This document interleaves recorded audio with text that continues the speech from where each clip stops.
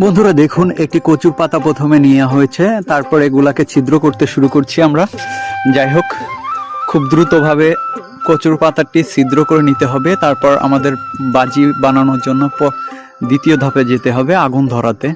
তো বন্ধুরা সাথেই থাকুন, আমাদের সাথে থাকুন, আপনাদেরকে নিয়ে শুরু করব। তার কারণ সন্ধ্যা হয়ে আসছে।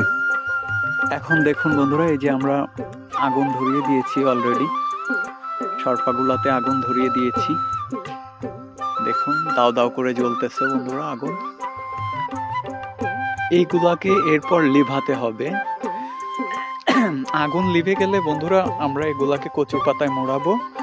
মোড়ানোর পরে তারপরে আপনারা সাথে থাকুন বন্ধুরা, দেখতে পারবেন যে কি সুন্দর একটা ফিল পাওয়া যায়। আসলে এগুলা যারা 90 দশকের ছেলে মেয়েরা আছে তারা এগুলার মর্ম বুঝে আর তারা এগুলা সম্পর্কে জানে।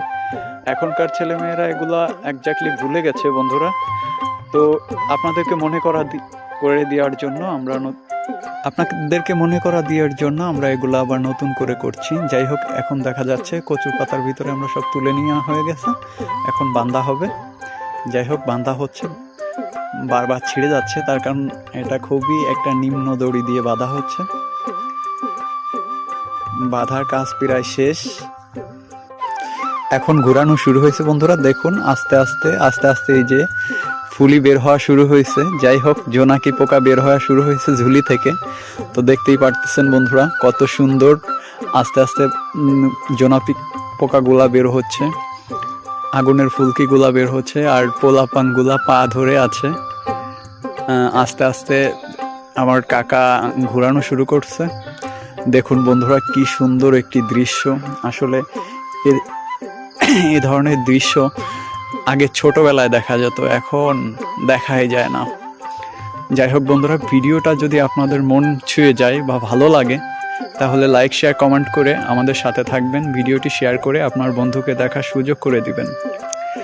আসলে পুরানো দিনের স্মৃতি তো খুব বারবার মনে পড়ে, তাই আমরা সবাই মিলে একসাথে এটি আবার নতুন করে করার চেষ্টা করলাম।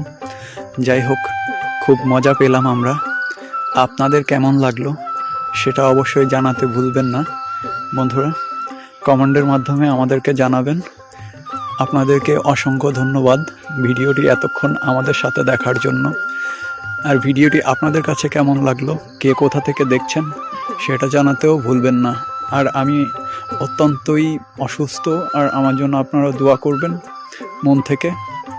আসসালামু আলাইকুম ওয়া রাহমাতুল্লাহি ওয়া বারাকাতুহু।